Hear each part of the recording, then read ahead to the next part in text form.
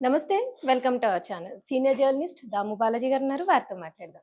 Sir నమస్తే sir. నమస్తే. Sir Maha Kumbh మేళాలో ఒక అమ్మాయి చాలా పాపులర్ అయింది సార్. ఎక్కడ చూసినా ఆ అమ్మాయి గురించే వార్తలొస్తున్నాయి. అసలు ఆ అమ్మాయి ఎవరు? ఆ అమ్మాయి ఎందుకు పాపులర్ అయింది? అంటే పూసలు అమ్ముకునే అమ్మాయి అనేది విన్నాను. అసలు ఎవరు సార్ ఆ అమ్మాయి? ఆ అమ్మాయి స్టోరీ ఏంటి? మహాకుంభ మేళ ప్రయాగరాజ్‌లో మొదలైంది. ఇది one of the oldest and largest spiritual హ్మ్. ఆహ్, గ్యాదరింగ్స్ అన్నమాట. వరల్డ్‌లోనే అతి పెద్దది, అతి పురాతనమైన గ్యాదరింగ్ ఇది. హ్మ్. సో, ఇది జనవరి 13 మొదలైంది. దాదాపు 45 రోజుల పాటు ఫిబ్రవరి 26 వరకు జరుగుతుంది. హ్మ్. టోటల్‌గా 45 రోజుల పాటు జరుగుతుంది. అందువల్ల ఇదేందంటే దాదాపు వరల్డ్ వైడ్‌గా ఇక్కడికొస్తున్నారు. దాదాపు అవును సార్. 40,00,00,000 మంది ఎ మొత్తంగా ఓవరాల్‌గా హ్మ్. పాల్గొంటున్నారు. 2,00,00,000,00,000 ఇన్‌కమ్ గవర్నమెంట్‌కి దీనివల్ల వస్తుంది.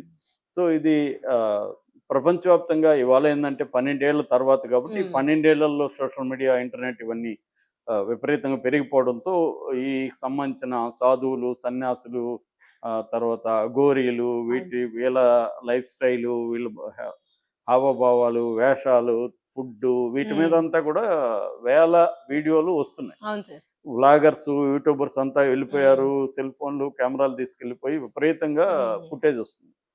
అప్పుడు ఈ మీడియా వాళ్ళకి ఒక అమ్మాయి దొరికిందక్కడ. హ్మ్. 16 ఏళ్ల అమ్మాయి. ఆ అమ్మాయేమో రుద్రాక్ష మాలలు, పూసల దండలు అవి అమ్ముతుంది. హ్మ్. సో, ఆ అమ్మాయి అందంగా ఉంది. స్టైల్‌గా ఉంది. కళ్ళు తేనె కళ్ళుంటారు గదా! అలాంటి ఒక హ్మ్. యాంబర్ ఐస్ అంటారు ఇంగ్లీష్‌లో. అటువంటి ఒక యాంబర్ ఐస్ ఉన్నాయి. షార్ప్ నోస్ ఉంది. ఆహ్, బ్రెయిడెడ్ హెయిర్ ఉంది. సింపుల్‌గా ఉంది మళ్ళీ. ఏమి హ్మ్. ఎక్స్ట్రార్డినరీ డ్రెస్సింగ్ అనేం లేదు. పెద్ద మేకప్ లేదు. కాటు కళ్ళు. సో, కళ్ళు అందరిని గూడా అట్రాక్ట్ చేస్తున్నాయి. ఆ అమ్మాయి మంచి స్మైలీ ఫేసు. సో, అది నచ్చేసరికి ఇంకా ఆ అమ్మాయి మీద ఎవరో ఒక వీడియో పెట్టారు. ఆ వీడియో 15,000,000 వ్యూస్ వచ్చాయి. ఓహ్! ఇంకా అక్కడి నుంచి అందరూ వెళ్ళిపోయారు. ఆ కళ్ళ మీద జూమ్ చేయమని అడుగుతారు. వీళ్ళు హ్మ్. కెమెరామెన్ జూమ్ చేయడం.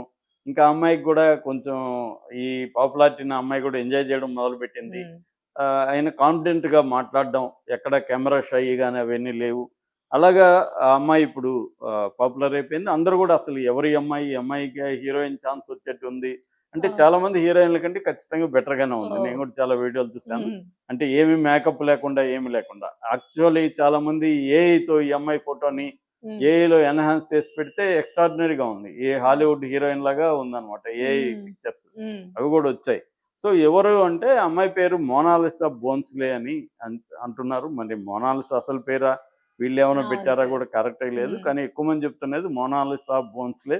అమ్మాయిది ఇండోర్ అని చెప్తున్నారు. ఈ పాపులారిటీ అంతా చూసి వాళ్ళ నాన్న అక్కడి నుంచి పిలిపిచ్చేసాడని గూడా ఒక వార్త వచ్చింది. ఓకే. అక్కడ హ్మ్. ఉండొద్దు అంటే వాళ్ళు గూడా ఇది భయమేస్తుంది అవును గదా! సార్. ఈ స్థాయిలో ఇదైపోతే మన అమ్మాయి ఏంటని. హ్మ్. ఇంక పర్సనల్ ప్రశ్నలంతా నువ్వెవరినైనా లవ్ చేసావా? ఇంకెవరో నీతో గూడా కనిపిచ్చాడు గదా! ఓహ్! అతన్నేమన్నా పెళ్లి చేసుకుంటావా? ఇవన్నీ గూడా అడగడం. హ్మ్. మనోళ్ళేందంటే దాన్ని హ్మ్.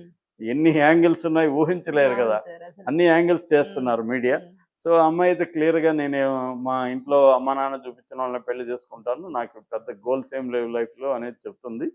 సో, ఇండోర్‌కి వాళ్ళ నాన్న పిలిపిచ్చేసాడని అంటున్నారనమాట. ఇది బేసిక్‌గా ఆ అమ్మాయికి సంబంధించిన ఇప్పటివరకు మనకు అందుతున్నది. హ్మ్. అంటే ఒక మామూలు పూసలమ్ముతున్నారంటేనే వాళ్ళు పేదరికం అవును అనేది సార్. మనకు అర్థమవుతుంది. ఆ అమ్మాయి కొంచెం అందంగా ఉండడం, కాన్ఫిడెంట్‌గా ఉండడం, కాన్ఫిడెంట్‌గా మాట్లాడడం దానివల్ల అట్రాక్ట్ చేశారు. రెండోది ఆ స్పాట్‌లో సాధువులు, సన్యాసులు హ్మ్. మధ్యలో ఒక అంతా గూడా మనకి వేరే ఒక హ్మ్. టెక్స్చరు, ఒక వరల్డ్, కలర్స్ అవును సార్. కనిపిస్తాయి గదా! ఇటువంటి అమ్మాయి అక్కడ ఒక ప్రత్యేకంగా కనపడడం అనేది గూడా జరిగింది. అయితే ఈ అమ్మాయి ఒకటే గాదు ఇంకా కొన్ని వింతలు గూడొచ్చాయి. అన్నిటికంటే గూడా ఐఐటీ బాబా. ఐఐటీ బాంబేలో చదివి ఏరోస్పేస్‌లో ఇంజినీర్‌గా పనిజేస్తున్న హర్ష రిచారియా. హ్మ్. ఆయన ఐఐటీ బాబు అంటారు. ఆయన గూడా వెరీ పాపులర్ అయ్యాడు. అంటే ఐఐటీ చదివి ఆయన హ్మ్. ఎవరినో లవ్ చేశాడు. పెళ్లి చేసుకోబోతుంటే వాళ్ళు ఏదో ఇబ్బందులు పెట్టారు. తర్వాత పెళ్లి చేసుకున్నాడు. ఆ అమ్మాయి ఇంకెవరితోనో లేచిపోయింది. ఇవన్నీ చూసి ఆయన బాబాగా మారాడని ఆయన స్టోరీ ఒకటొస్తుంది. So, okay sir. అలా ఐఐటీ అనమాట. హ్మ్. ఇంకోటేమో 7 ఫుట్ రష్యన్. ఆహ్, హ్మ్. ఆయన చాలా మజిల్స్ బాడీ అనమాట.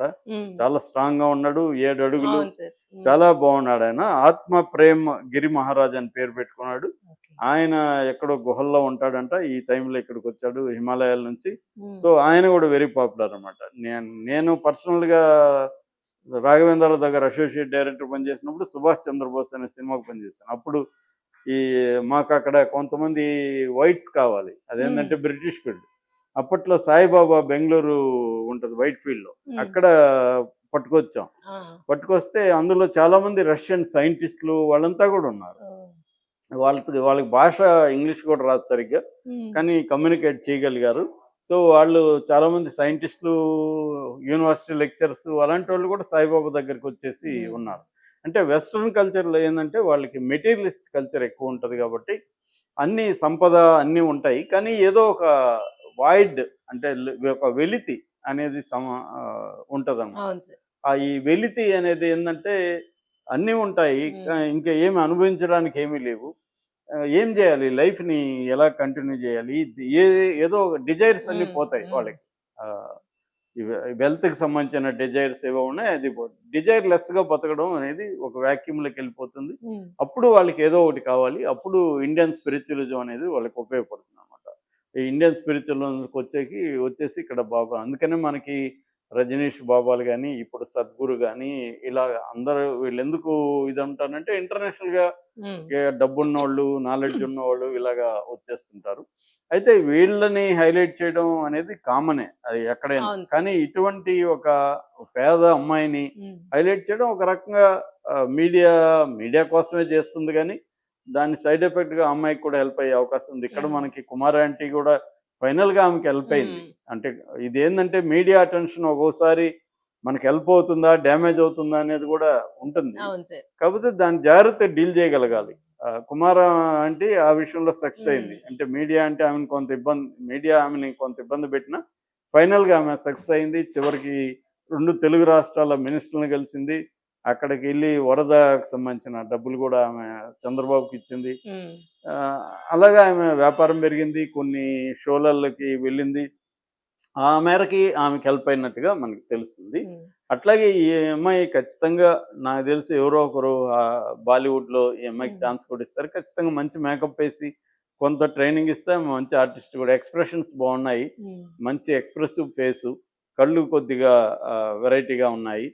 సో, ఖచ్చితంగా అమ్మాయి ఆహ్, హీరోయిన్ అయ్యే ఛాన్సులయితే ఖచ్చితంగా హ్మ్. కనిపిస్తున్నాయి. ఎందుకంటే ఇంత పాపులారిటీ మిలియన్స్ ఆఫ్ వ్యూస్ అవును వరల్డ్ సార్. వైడ్‌గా పాపులారిటీ వచ్చింది కాబట్టి, ఈ పాపులారిటీని ఉపయోగించుకొని ఎవరో ఒకరు హ్మ్. సినిమాల్లోకి పెట్టే అవకాశం ఉంది. కాకపోతే వాళ్ళ పేరెంట్స్ ఒప్పుకుంటారా? లేదా? ఎందుకంటే ఆమె లైఫు సడెన్‌గా ఒక వేరే దానికెళ్ళిపోతుంది హ్మ్. ప్రపంచంలోకి. అది డీల్ చేయాల్సే శక్తి సామర్థ్యం లేకపోతే హ్మ్.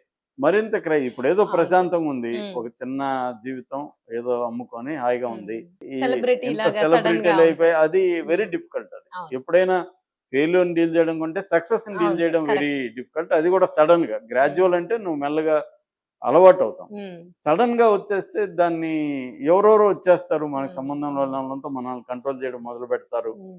వాళ్ళతో ఎలా డీల్ చేయాలో మనకేమి ట్రైనింగ్ గాని, ఎక్స్‌పోజర్ గాని ఉండదు లైఫ్‌లో. హ్మ్. అటువంటి ఇబ్బందులు ఖచ్చితంగా అమ్మాయికుంటది. దానికి తగిన మరి హ్మ్. బ్యాకప్పు అమ్మాయికి తల్లిదండ్రులు గాని వీళ్ళిస్తారా? అసలు తల్లిదండ్రులు ఒప్పుకుంటారా హ్మ్. దీనికి? జనరల్‌గా డబ్బులొస్తే ఏ తల్లిదండ్రులు ఒప్పుకుంటారు మామూలుగా అయితే.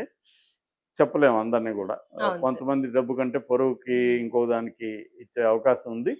సో, ఆ రకంగా మరి చూడాల్సిన ఇదుంది. హ్మ్. ఏదేమైనా ఈ కుంభమేళాకి సంబంధించి కుంభమేళా మిగతా అన్నిటిని పక్కన పెట్టి ఈ అమ్మాయి మీదకే హుహుహు. వచ్చాయి. నేను నిన్నేదో అటు ఫేస్‌బుక్‌లో, ఇన్‌స్టాలో మనం రీల్స్ ఇలా హ్మ్. కొడుతుంటాం. హ్మ్. మొత్తం ఇవే వస్తున్నాయి. ఈ అవును. అమ్మాయిదే హ్మ్. వస్తున్నాయన్నమాట. హ్మ్. అంటే హ్మ్. ఒకటి చూస్తే ఇంక అవే వస్తాయి గదా! హ్మ్. అల్గోరిథం గూడా. హ్మ్. అలాగే ఈ అమ్మాయిది చూసేసరికి అన్నీ అవే వస్తున్నాయి. ఒక interesting aspect. At the same time మిగతా విషయాలు పక్కన పెట్టినట్టుగా కనబడుతుంది దీనివల్ల.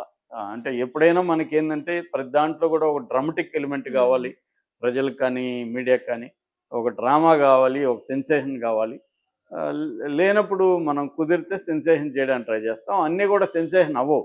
హ్మ్. ఆ ఎలిమెంట్‌లో గూడా ఉండాలి. ఈ అమ్మాయికి అదుంది. ఒక పేద అమ్మాయి పూసలమ్ముకుంటుంది. హ్మ్. అందంగా ఉంది.